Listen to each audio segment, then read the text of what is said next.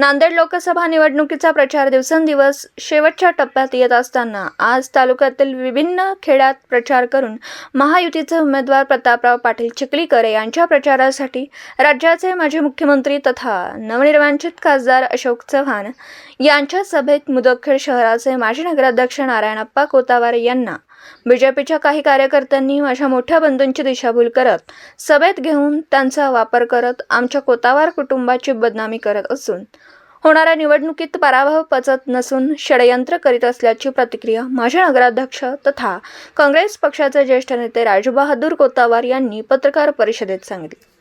तालुका मुदखेड, जिल्हा नांदेडहून प्रतिनिधी अतिक अहमद.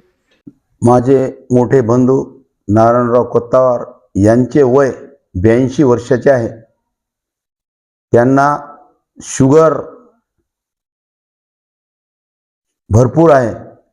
त्यांना काय बोलायचं काय नाही काहीच समजत नाही.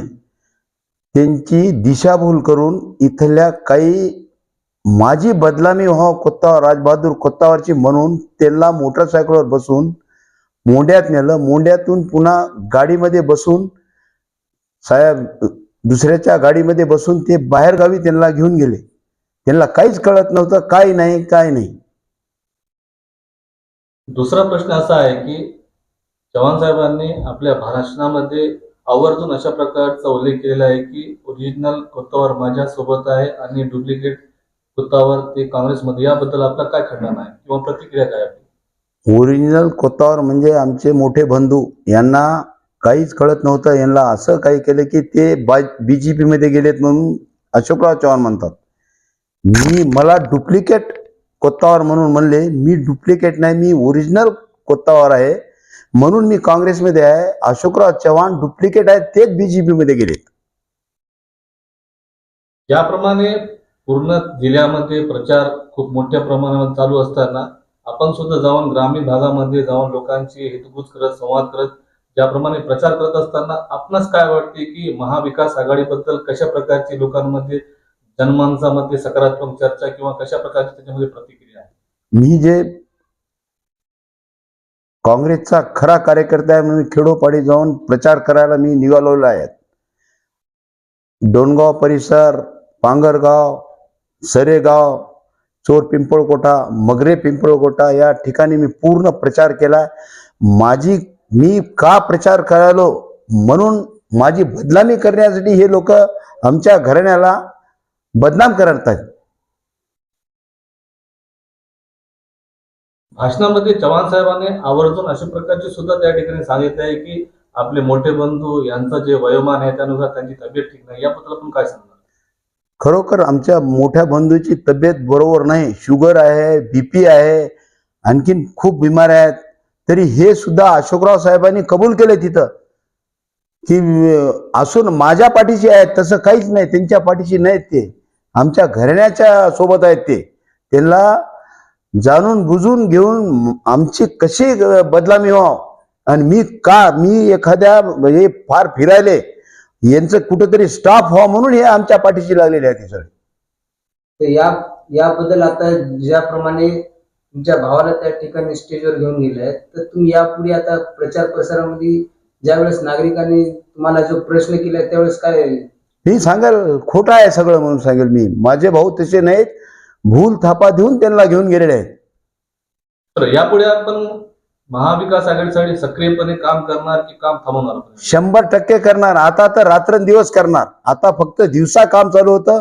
आजपासून रात्रंदिवस मी काँग्रेससाठी वसंतराव चव्हाण यांना निवडून येण्यासाठी मी अहोरात्र काम करत. आपण कोणाला आपला पूर्ण या ठिकाणी परिचय देऊन आज जी झालेली घटना आहे त्याबद्दल आपण कशी प्रतिक्रिया देणार ते सांगा. मी श्याम नारायण कोतावार.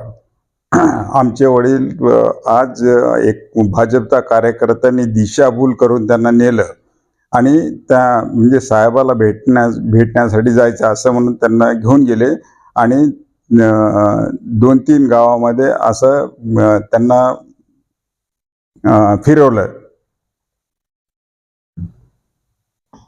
याबद्दल आपण काय सांगणार की आपल्या वडिलांचं जे वयोमान खूप जास्त झालेलं असल्यामुळे काय वयाबद्दल थोडासा आपल्या वडिलांना कोणत्याही गोष्टी माहीत असतात, कोणत्याही गोष्टी माहीत असतात, त्याबद्दल आपण हे तर मान्य करताल की आपल्या वडिलांना थोडासा त्या ठिकाणी दिशाभूल करून किंवा त्या ठिकाणी थोडा भुरळ घालून घेऊन असं होऊ शकते त्याबद्दल? नाही, आमच्या वडिलांचं वय 82 वर्षाचं आहे आणि त्यांना BP आणि शुगर या दोन्हीचा बऱ्यापैकी त्रास आहे. आणि कालच ते दवाखान्यात परत आले चेक करून, आणि त्यांना दिशाभूल करून नेण्याचं बऱ्याच गोष्टी त्यांना विस्मरण व्हायले. आणि त्या ह्याच्यात म्हणजे त्यांना चुकीचं असं हे दाखवलं की ते असं ह्याच्यात होते की अशोकराव चव्हाण हे काँग्रेस पक्षात आहेत, त्यांना पक्षांतर केलं हे माहीत सुद्धा नव्हतं. आणि ते एक भोळ्या बाबड्या ह्याच्यानी ते गेले आणि त्यांचं बाकी असा शो केला की त्यांचा पक्ष प्रवेश झाला. पण आमचं कुटुंब सगळं एकत्र आहे, आम्ही सगळेजण मिळून एकत्र डिसिजन घेतो. काय आपल्या कुटुंबामध्ये नंतरची की आता काय चर्चा झालेली आहे? नाही, आता आम्ही काँग्रेस पक्षामध्ये आहोत आणि राहणार, आणि वसंतराव चव्हाणलाच मतदान हे निवडून आणण्याचं आम्ही पूर्ण हे करणार. दिवसभरातील घडामोडींचा आढावा घेण्यासाठी पाहत रहा N24 मराठी न्यूज चॅनल.